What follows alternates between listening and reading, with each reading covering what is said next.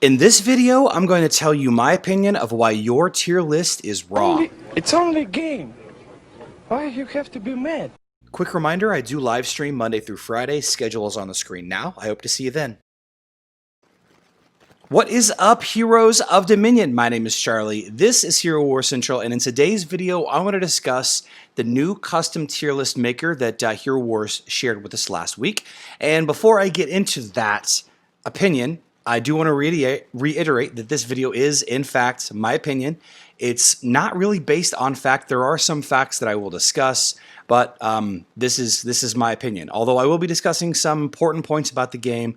Again, 100% my opinion. There are probably people that share my opinion as well, but this is 100% mine in this video. You can certainly disagree with me, and if you do, please leave a comment or join the Discord or message me on Facebook. Like or dislike this video, whatever you feel like you need to do.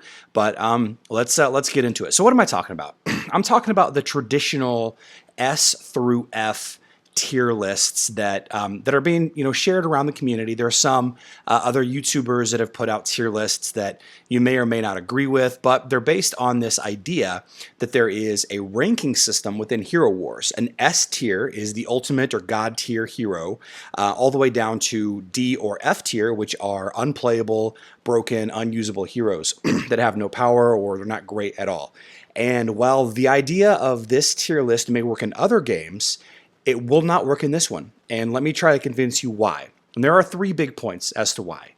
First, at its core, this game is simply rock, paper, scissors. And for those of you that do not know what rock, paper, scissors means, it means that no matter what your plan is, there's always a plan to defeat your plan. Say if I want to throw rock, then paper will beat me. If I want to call paper, then scissors will beat me.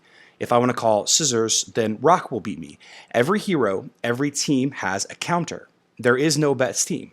There is no best team. But what if there was a best team? What if there was a whole team of 5 of these S tier or god tier or ultimate tier heroes? But then they can be countered and defeated by a handful of not S tier heroes, heroes that are not god tier. If that main S tier can be defeated by lesser heroes, regardless of where they are, A tier, B, C, D, F tier heroes. If that main S tier team can be defeated by lesser heroes, would that make the lesser heroes S tier also?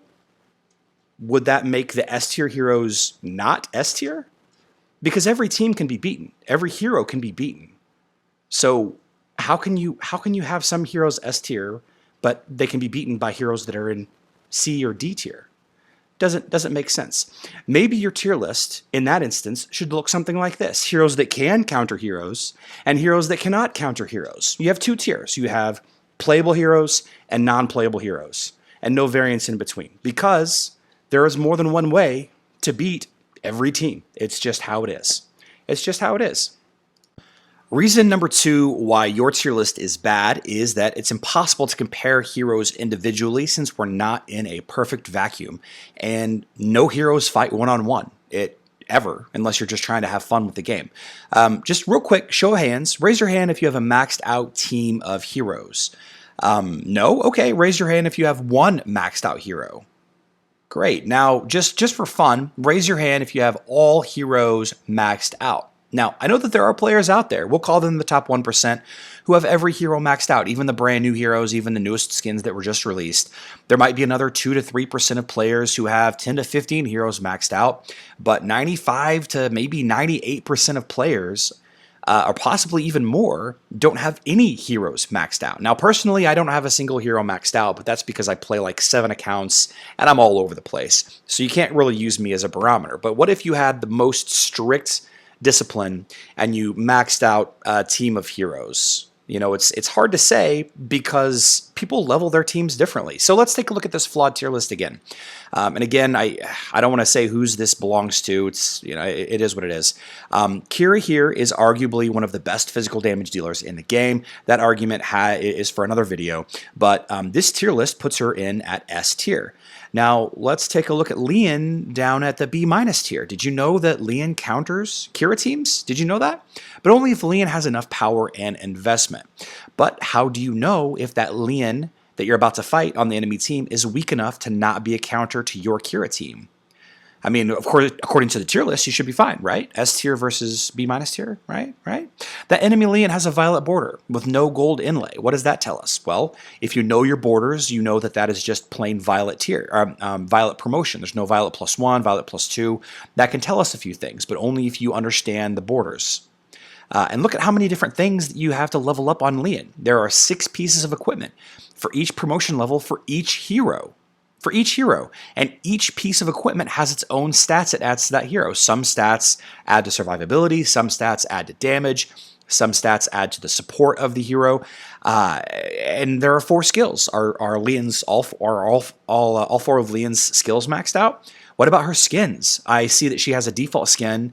Does she have all 3 unlocked? Are they maxed out? Now there are 5 glyphs, and if we can, if we know that she's only violet, we know that she only has access to 3 of them, but are those 3 glyphs maxed out?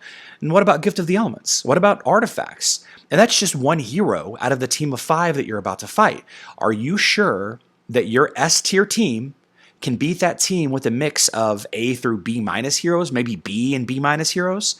My point is, we all level up heroes differently, right? And we all level up our teams differently. And aside from the color of the frame of the hero and maybe the power level of the hero, we have no idea really how built that hero is one direction or the other. It might be, incredibly strong in defense, but the attack and the support of a hero has just not been built up yet because they're focused on keeping that hero alive instead.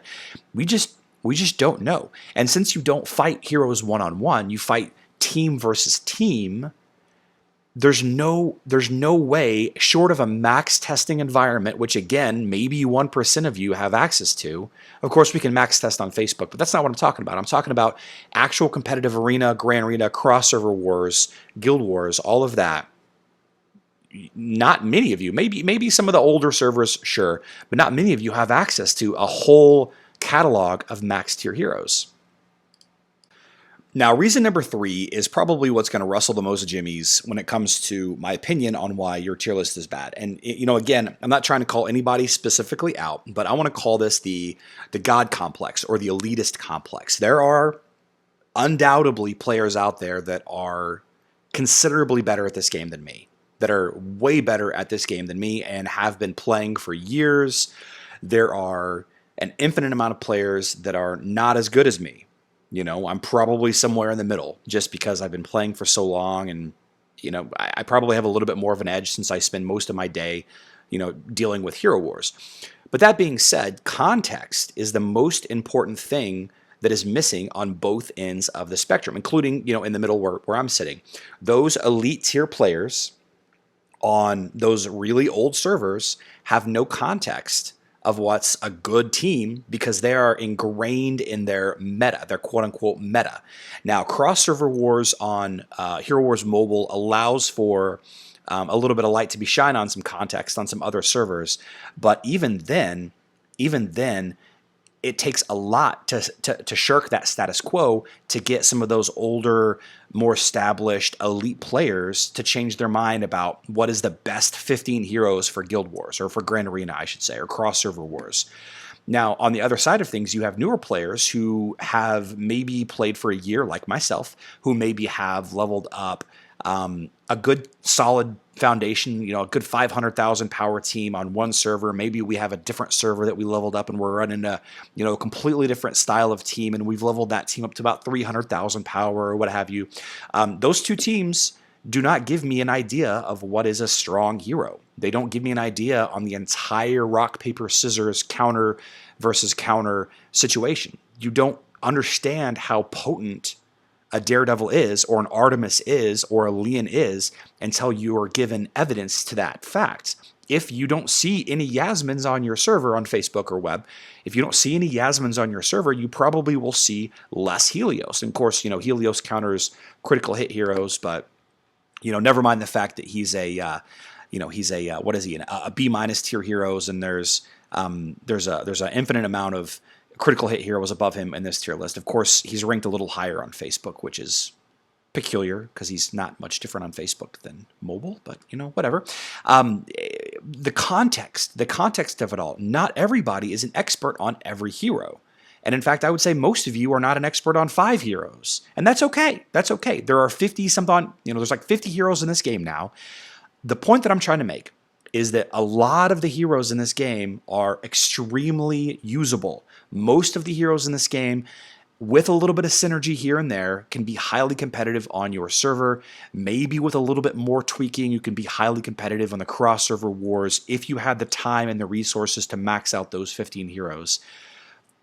But until you have enough time under your belt to practice with those heroes, or unless you're spending ample amount of time in smaller, newer servers, you don't have any context of what heroes do what. Maybe you do, maybe you don't. I don't know. But I feel like this is the most controversial point of it all.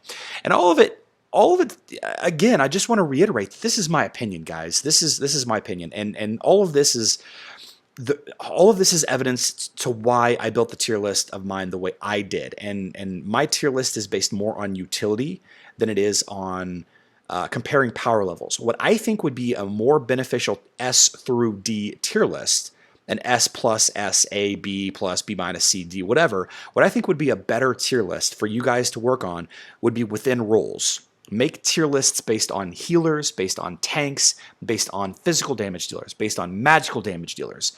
That would be a more beneficial tier list than what you guys are spitting out. Because you're just misleading players. You're telling people not to level Kai. You're telling people not to level, Helios on mobile. You're telling people not to level Dante. Well, of course, you probably haven't updated this since the rework. You're telling people not to level Satori on Facebook. Like, why? Astrid and Lucas is a fantastic hero. B minus? I mean, Lee encounters most area of effect heroes in the game, and she's B minus? I don't know. I don't know.